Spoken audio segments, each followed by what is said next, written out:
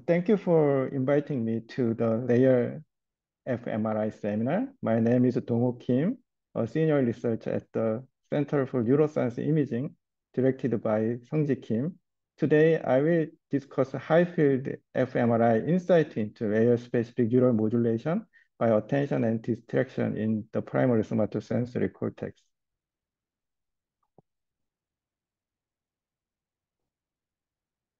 So when multiple stimuli are present in the environment, they compete for neural representation and processing resources.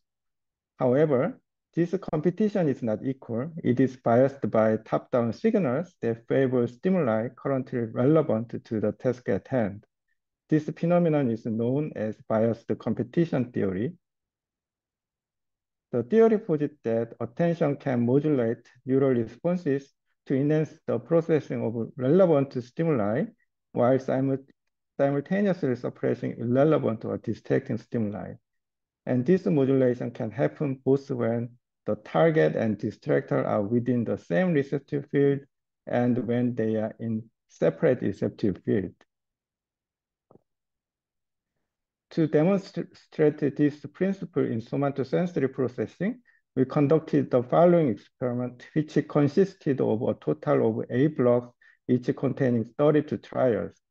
The first 4 blocks comprised a single task activity where participants were tasked with identifying the precise location of a randomly presented tactile stimulus among 8 locations on the forearm. The remaining 4 blocks involved a dual task activity where participants were simultaneously presented with the tactile stimuli on both the forearm and the index and middle fingers. In this dual task setting, they were first tasked with determining whether the frequencies of the tactile stimuli on their fingers were the same or different, and then they had to identify the specific location of the stimulus on their forearm. These figures show the conditional probability of response to a given stimulus, with the x-axis representing the participant's response location and y-axis showing stimulus location across 8 possible forearm positions per trial. In the single task condition, a strong correlation is evident between response probabilities and the stimulus location, marked by pronounced diagonal peaks indicating accurate identification. Conversely, in the dual task condition, the absence of these peaks and a scattered pattern highlight a significant decrease in stimulus location identification. This pattern implies difficulties in pinpointing the stimulation's forearm location when attention is split, reinforcing the hypothesis that focusing on the fingers distracts and reduces response accuracy to forearm stimuli. The primary somatosensory cortex, S1, comprising 6 neuronal layers with distinct neuron types and connections, plays a crucial role in sensory processing. Thalamic input predominantly snaps with neurons in the middle layer of S1. In contrast, feedback from higher order brain areas typically targets both the superficial and dim layers. Additionally, feed-forward lateral connections through the superficial layers of S1 are also important in the cortex sensory processing functions. Then, how is the stimulus on the wrist when attention is focused on the fingers modulate across different layers of the primary somatosensory cortex under conditions of biased competition? To address this question, we conducted a simplified version of experiment using a 70 MRI scanner.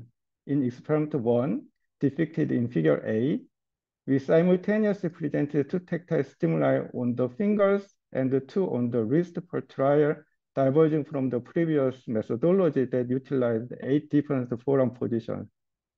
Each stimulus lasted for 18 seconds with stimulus delivering either 3 Hz or 8 Hz stimulation randomly assigned. The study consisted of 8 runs alternating between task and passive conditions. During passive runs, participants experienced the stimuli passively without engaging in any task.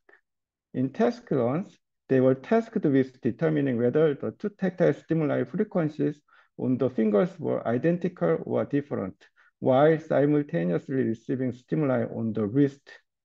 Experiment 2, shown in figure B, followed this setup, but substituted the wrist tactile stimuli with a strong, painful thermal stimulus designed to be difficult to ignore.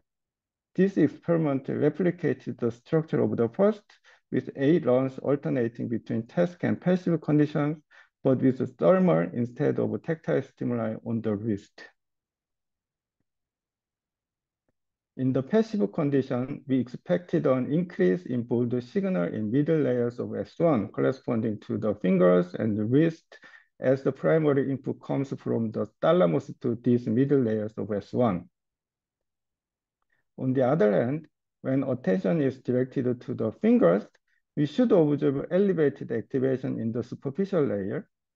Simultaneously, the stimulation on the wrist, which becomes a distraction, is likely to be suppressed through cortical feed-forward lateral input in the superficial layer. Consequently, while we might expect an increase in both signals in the superficial layers of S1 region associated with the wrist, both signals in other layers of this region are anticipated to be reduced due to this suppressive mechanism.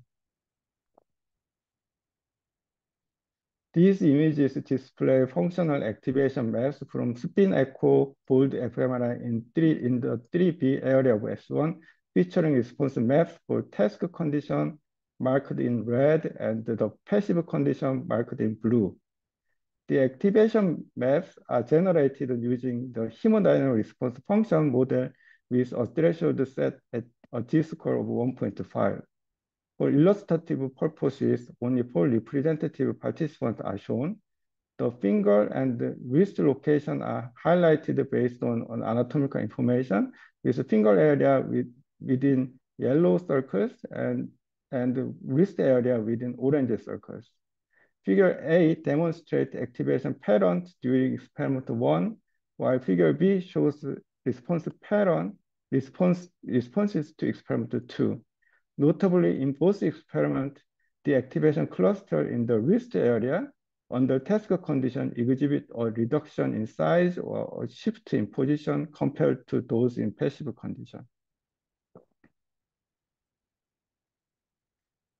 The figures display layer-specific activation profiles in the finger region of interest, ROI, during task and passive condition.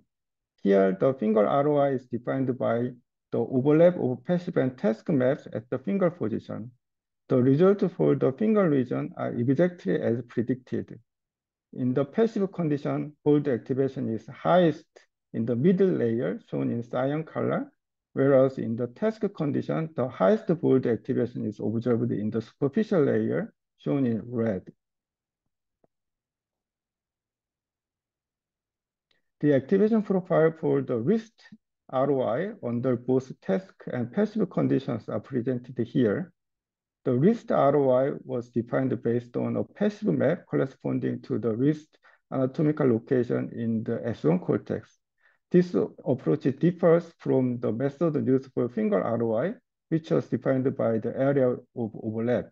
This distinction was made due to a significantly lesser extent of overlap for the wrist.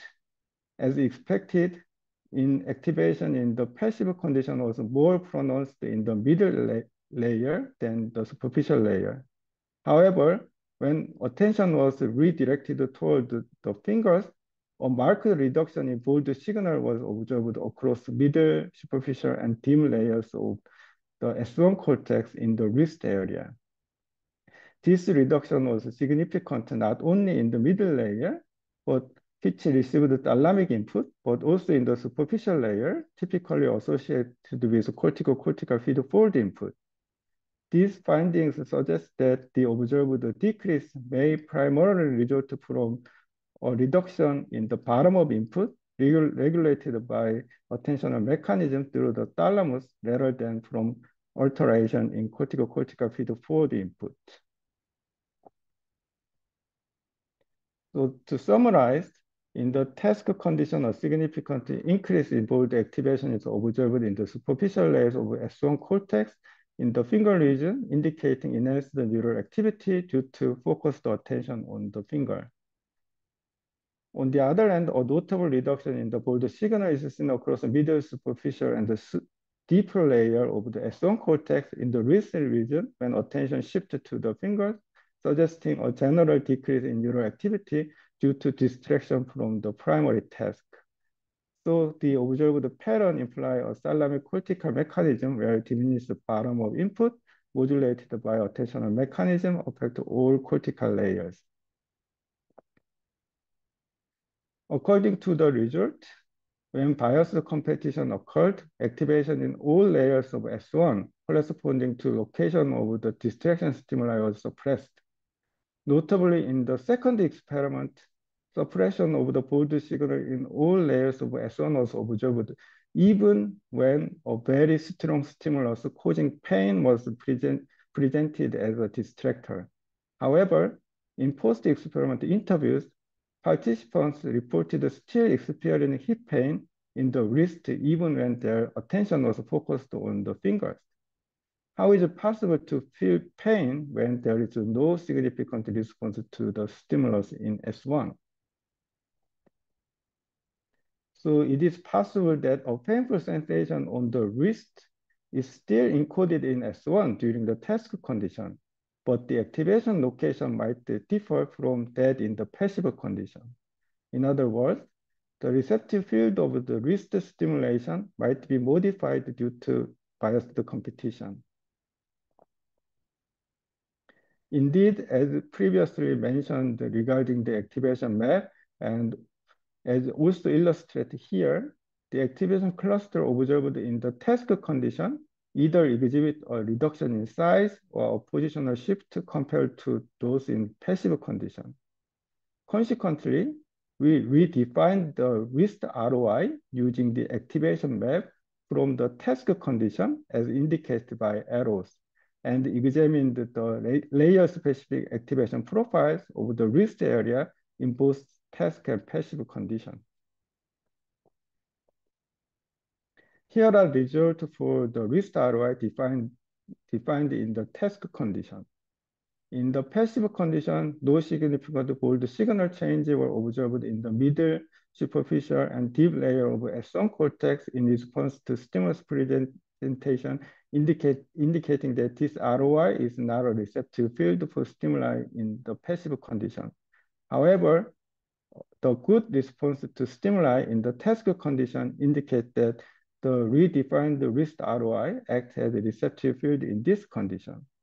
Particularly, the greater change in bold signal in the middle layer compared to superficial layer in the task condition suggests that the primary source of this activity is a thalamic feed-forward input rather than cortical feed-forward mechanism.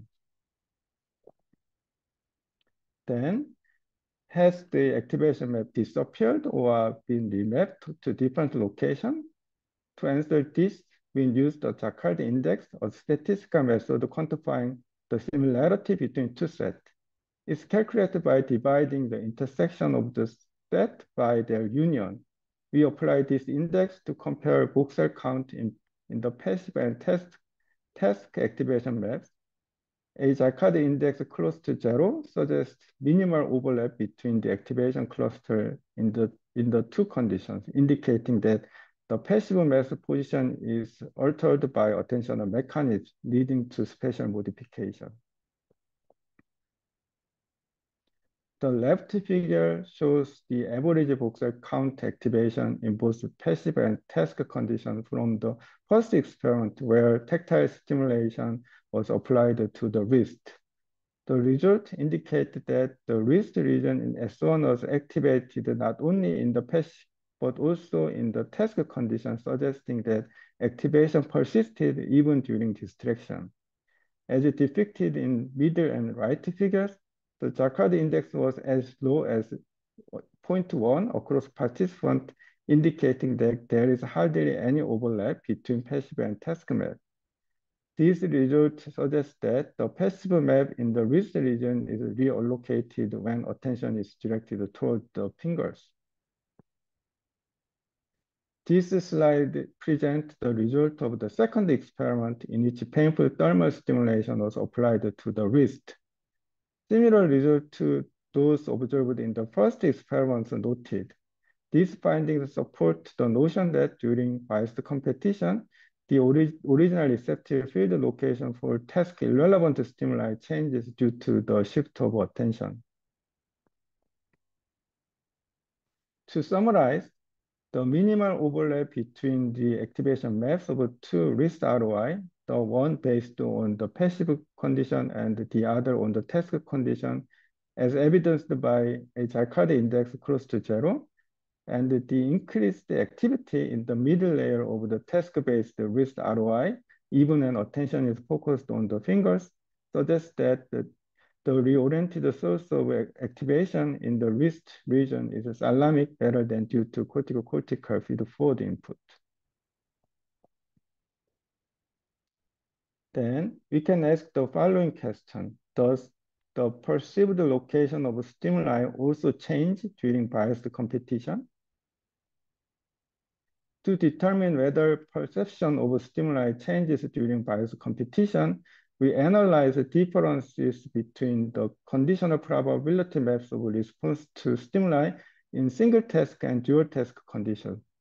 The 3D mesh graph on the left visually illustrates these differences, highlighting reduced response along the diagonal in the dual task condition, which indicate a difficulty in identifying stimulus location. Additionally, areas off the diagonal show newly increased responses. Correspondingly, the heat map on the right reveals significant response differences in area marked at the center within the green lines of the diagonal compared to the surrounding regions. This highlights new response patterns in the dual task conditions that were presented in the single task condition. We directly compared the average conditional probability between the center and surround areas in the previous mentioned heat map. The bar graph on the left shows a statistically significant difference in the conditional probability between the center and the surround areas. And the diagram of the forearm differentiated the intended stimulation locations with green arrows and the actual response location with blue arrows. This visually demonstrates how sensory responses in the forearm deviate from intended stimulation point when attention is directed toward the fingers. As seen in figure, when attention was focused on the fingers and the stimuli applied to location 7 and 8, people perceived the stimulation as if it were at location 3 and 4. Conversely, when stimuli were applied to location 2 and 3, the sensation was felt at locations 6 and 7. To summarize, the receptive field may be modified due to biased competition, and the source of this shift could be thalamic rather than cortical feed-forward input, and perceptual shift occurred during biased competition. Attention modulation can alter neural signals processing within S1, affecting both the intensity and the spatial distribution of responses. So it is imperative to investigate the regions surrounding the S1 stimulation site to comprehend how attention modified neural activation across various layers and areas. So neglecting the regions adjacent to the stimulation site may result in incomplete understanding of attention's effect. So employing columnar strip at fixed interval as a region of interest facilitated the precise examination of layer spatial profile, which is essential for evaluating influence of attention across different cortical layer and ROIs. So I'm currently reanalyzing data using this method to address how attention modulates the cortical dynamics of S1. So thank you for your attention. So any questions?